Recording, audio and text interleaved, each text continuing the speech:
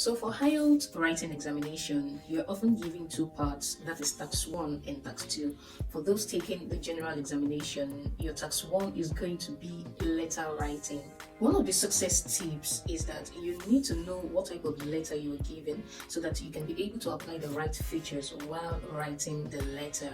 For example, you need to know if the letter you're given is a formal letter, a semi-formal letter, or an informal letter. For example, an informal letter is a letter written to someone that you have a close relationship with, like a friend, like your close friends and your families. So you need to know that the language that you're going to use to be writing this kind of letter should be informal. It should be a chatty language, should be a friendly language. But for formal letters, the language used in writing this form of letters are usually professional and official. The formal letter are the types of letters that you write to dignitaries, you write to authorities, like maybe your landlord or your manager or your CEO or your lecturer. What is the difference between a semi-formal letter and an informal letter? A semi-formal letter can be a letter written to somebody you know but you do not have a close relationship with, or it could be a letter written in a formal way to someone you know informally. For instance, now let's say that your friend owns a company and then you want to apply to the company as his manager or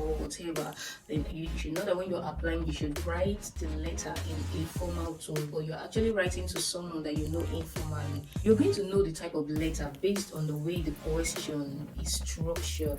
When you go to write a letter to your friend, you should know that is informal. When you go to write a letter to your landlord or whatever, you should know that is a type of formal letter. Another important thing in IELTS letter writing is that you have to apply the elements of the letter. What do I mean by this? I mean your salute, your introduction, your body, your conclusion, and then the final salute. Whatever you write in the body of the letter has to cover the bullets that you have been given, that is the points that you have been given in your question. For example, the question here says, write a letter to an English speaking friend. In your letter, now listen to the point. Point 1, explain why you changed jobs.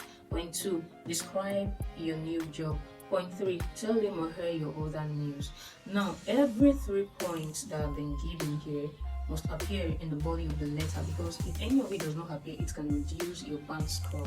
So to learn more about the IELTS writing tips, or the speaking or listening or reading tips, you can just send a DM to me or WhatsApp me via the link that you see below my screen right now, or put a call through with the phone number that you're seeing right now. Thank you.